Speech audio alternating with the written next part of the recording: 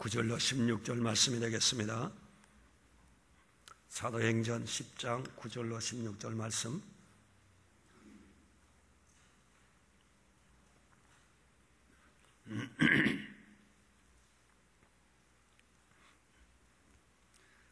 성경 사도행전 10장 9절로 16절 말씀이 되겠습니다. 우리 다 같이 읽으시겠습니다. 이튿날 낮 12시쯤 그들의 여행을 계속하다가 욥바에 가까이 왔을 즈음에 베드로는 지붕에 올라가 기도하려던 참이었습니다. 그는 배가 고파 뭔가 좀 먹었으면 했는데 음식이 준비되고 있는 동안 환상을 보게 됐습니다. 하늘이 열리고 큰 보자기 같은 것이 내 귀퉁이 묶여 땅으로 내려오는 것이었습니다. 그 안에 온갖 종류 네 발 가진 짐승들과 땅에 기어다니는 것들과 공중의 새들이 들어있었습니다. 그때 베드로야 일어나 잡아먹으라 하는 음성이 베드로에게 들렸습니다. 베드로는 말도 안 됩니다. 주님, 저는 불결하고 더러운 음식을 먹어본 적이 없습니다 라고 대꾸했습니다. 그러자 하나님께서 깨끗하게 하신 것을 불결하다고 하지 마라 는 음성이 두 번째로 들렸습니다.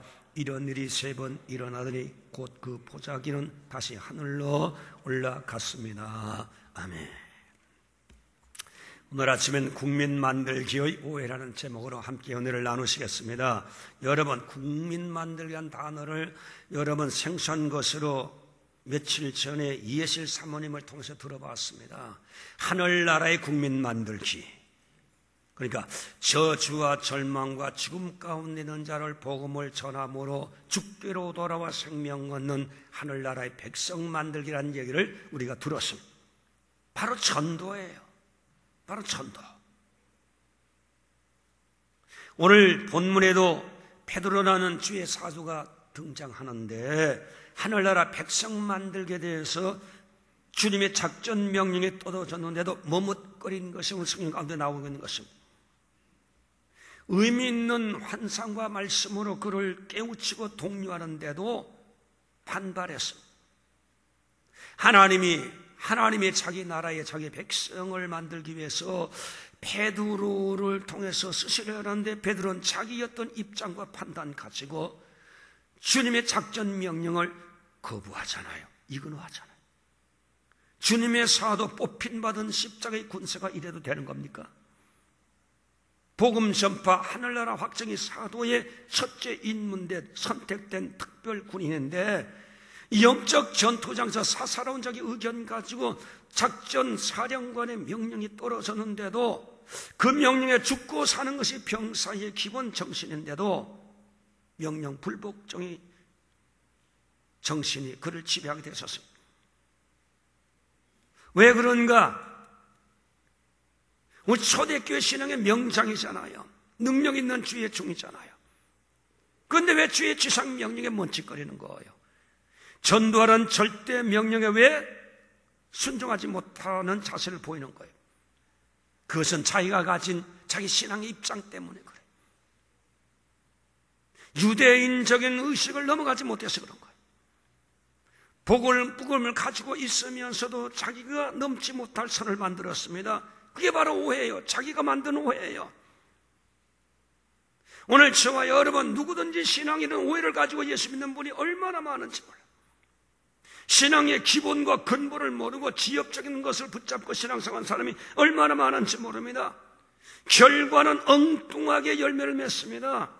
본에 의도한 관계없는 실수를 범하게 되는 거예요. 이런 일이 있었습니다. 어떤 여인이 기차역에서 시간이 있어서 잡지를 사고 자기가 즐겨하는 과자 한 봉지를 샀습니다. 대합실에 앉아서 있는데 한 남자가 옆에 앉아 있는 거예요. 그러더니만 옆에 있는 과자 봉지를 뜯어서 남자가 과자를 먹는 거예요. 이 자매가 얼마나 불쾌했어요.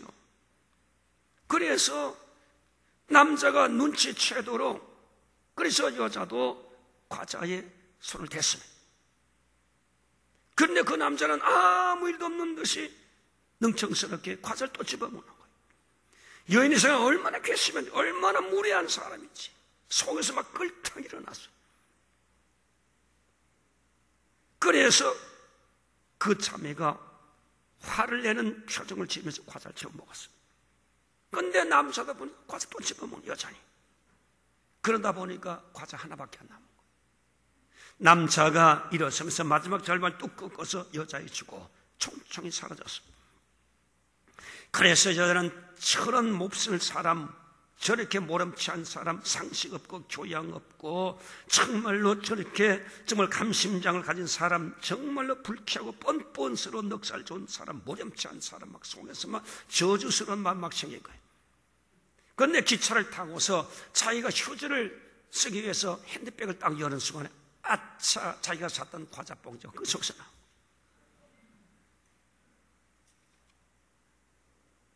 그 과자를 보는 순간에 얼마나 소스라치게 놀란지 모릅니다. 정말 뻔뻔스럽고 모렴치하고 괘씸한 사람은 남자가 바로 자기예요. 남자 것 다 먹어치운 것이 바로 자신이었어요. 이게 바로 뭐예요? 깜빡 오해 가운데 일어난 해프닝이 있었습니다. 만약에 그렇지 않았다면, 선남 선녀가 만났다면, 어쩌면 오해가 없었다면 좋은 인연을 만들 수 있는 기회인 거예요. 인연은 그저 쉬운 데서 만들어지는 거 아니에요. 그런데도 오해 때문에 불쾌감을 가지고 모렴치한 정말 저주스러운 정말 그런 마음을 가지고 그 남자에 대한 시선을 곱지 않게 여기고 그 남자를 멸시하고 그 남자를 정말 룩다운했던 그 사실 자체는 어디서 나왔느냐? 여자의 오해인 거예요. 씁쓸한 결과를 가져오게 된 것입니다. 오늘 이 여자만 그동안 저와 여러분 신앙생활도 이런 일들이 종종 일어납니다. 베드로 보세요. 신비한 체험하고 주의 말씀을 들으면서도 이방인 전도에 스스로가 재단을 걸고 있잖아요. 왜? 자기의 편견이에요. 오해예요. 자기가 가진 신앙에 자기의 의가 강하기 때문에 그런 것입니다. 저는 오늘 이 문제를 생각하고 주님이 저에게 준 이 지상 명령이 있잖아요.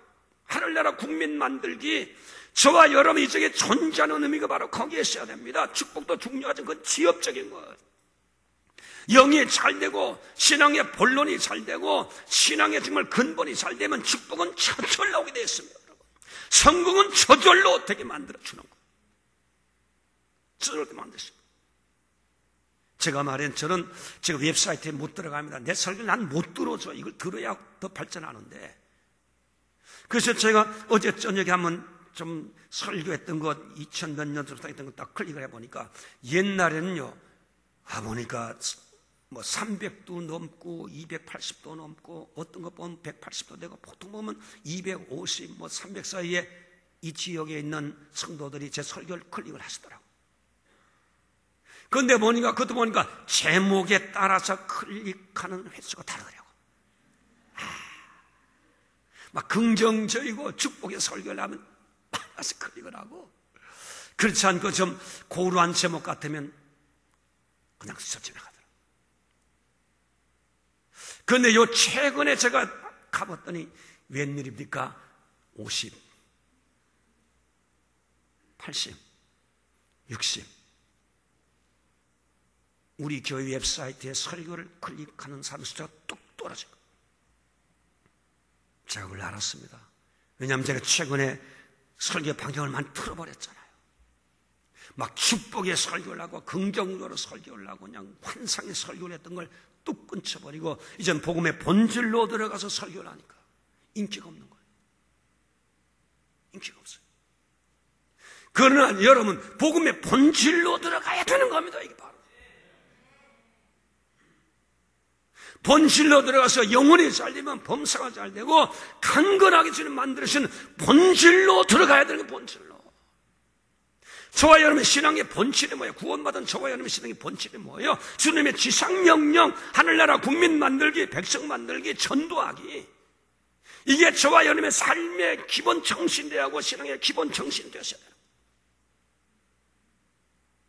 근데 이 기본 정신을 왜 우리가 갖지 못하고 기본 정신이 왜 신앙의 열매를 못 맺냐? 우리 신앙에 어떤 오해가 생겼어. 믿음에 오해가 생겼어. 그래요. 이 오해를 여러분 걷어내야 되죠. 이 거품을 걷어내야 되는 거예요. 국민 만들기 오해. 이것만 걷어내면 신앙의 본질에 들어가서 성공하고 지엽적인 것 주님께 다 주신 모든 것 다 주시는 주님 은혜 받고 살아가요. 이 근본적인 은혜 받게 되시기를 주님의 이름으로 축복합니다. 그래서 성령이 가라사대 귀 있는 자는 하나님 말씀을 들을지어다. 귀 있는 자, 진짜 귀가 열려져야 돼요.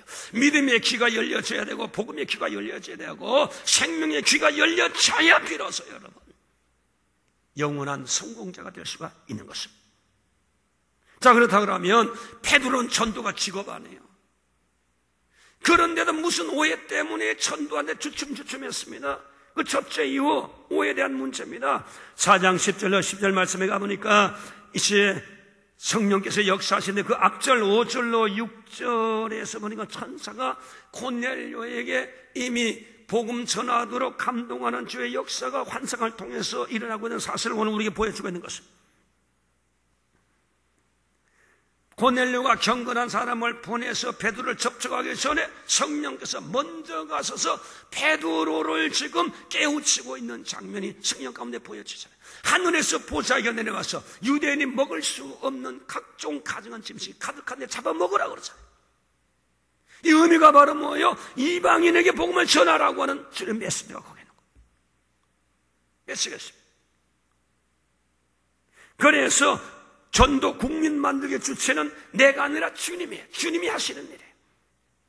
하나님의 나라 국민 만들기는 내가 하는 것이 아니라 주체는 주님이세요.